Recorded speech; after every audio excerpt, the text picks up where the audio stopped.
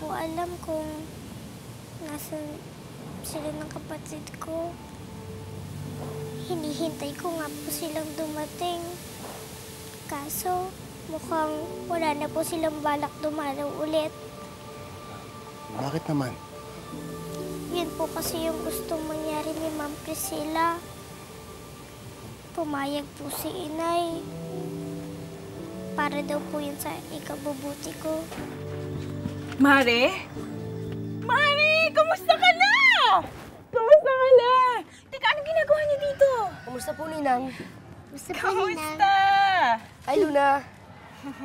Teka, asan na ito Blanca mo? Oo nga. Mare, asan yung inaanak ko? Nagkasakit kasi ng malubha si Blanca eh. Hindi ko siya kayang ipagamot. Kinailangan ko muna siyang ipaampon. Ha? Teka, kailan pa? Kanino mo siya binigay?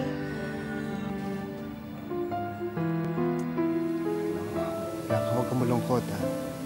Sigurado akong hindi ka matitiis ng mga yon. Pupunta dito yon at bibisitahin ka. Talaga po?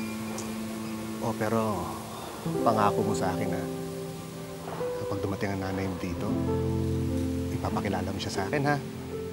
Okay lang ba sa'yo yun? Okay na okay po. Sa tingin ko po, magkakasundo po kayo ni Inay. Kasi pareho po kayong mabait.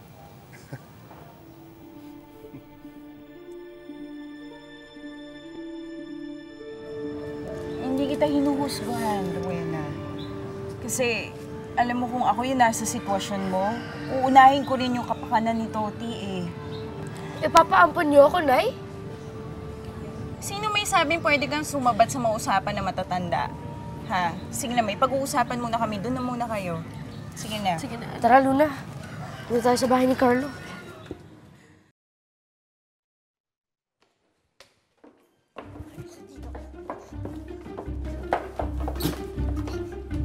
Tito Divay, nasasaktan po ako. Kung tumahimik ang gusto mo, balian kita ng buto? Ano po bang ginagawa ko? Ano pong kasalanan ko? Ikaw, tigilan mo yung pagpapa-inosente mo sa akin. Alam mo ang rason kung bakit ako nagalit sa'yo. Hindi ba? Kinausap mo na naman si Luis kanina. Ano ba talagang pakay mo, ha? Ano ba talagang habol mo? Ba't ang kulit mo? Teka, kamusta kayo ni Luna? Yun nga sana eh. Pumunta sana ako sa inyo para manghiram ng konting pera. Hindi kasi ligtas yung tinutuluyan namin ni Luna ngayon. Ayoko namang bumalik kami sa kalsada.